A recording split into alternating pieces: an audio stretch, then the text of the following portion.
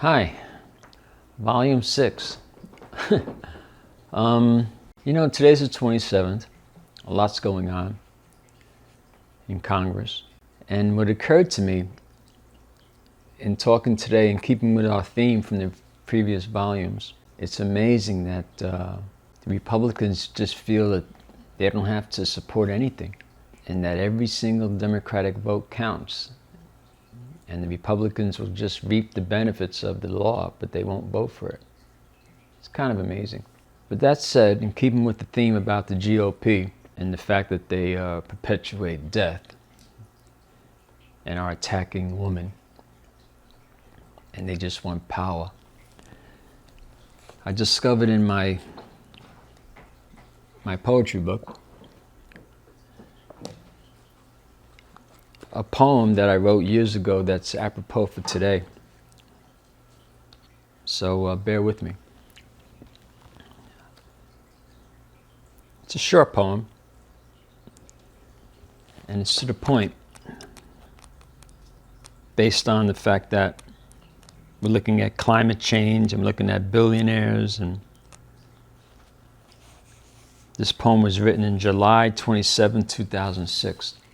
Soil, not oil. $10 billion. $10 billion. Enough to sustain an entire city. Plenty to go around 1 million or so times without ever running out. Enough to support 10,000 family dynasties. Plenty for 1 million people to spend $1,000 10 times over. Enough to build 1,000 hospitals for our sick and our elderly. Plenty for 10,000 schools to each have $1 million to teach our children. Enough for millions of AIDS patients to get lifetime and life-saving treatment. Plenty for countless homeless to receive permanent shelter.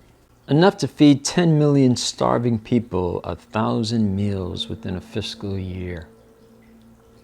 And plenty for millions of citizens to materially promote world goodliness. $10 billion. $10 billion. But not enough for a greedy, despicable, still government-subsidized company, and not plentiful enough for its board of directors to sustain itself for 3 months. I do not know how the people at Exxon Mobil live with themselves, and that a day does not pass in this world we live in that does not bring in at less than $100 million of profit into their coffers. And when I recently saw on television what the head of Exxon Mobil looked like, as he testified with temerity to our own oil bought and sold Senate, stating that the independent gas station owners gauge and gouge the markups and are not in their control. Liar. Later to read that this same gargoyle, just weeks after this testimony, announced his retirement complete with a $666 million personal send-off. $666 million. So as he completed his testimony that day and rolled off of his chair, apparently munching on an oily slab of grease, blubber fat, and voraciously chomping on the bit of his own greedy bloodlust, I began to fully understand why Islamic suicide martyrs are born every day. Forgive me. Now this is written July 27, 2006. And all you got to do today and say, for example, and when I recently saw on television what Mitch McConnell looked like, and then I can say I began to fully understand why Islamic suicide martyrs are born every day. Well, I can replace that by I began to fully understand why revolutionaries in this country may be born every day. But just think about that.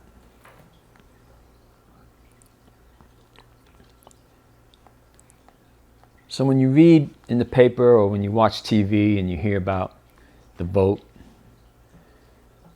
and you hear about that the Republicans are doing nothing, just think think, it drives me crazy. Think about the fact that when you vote Republican, the GOP, once again, you're voting against your own personal interests.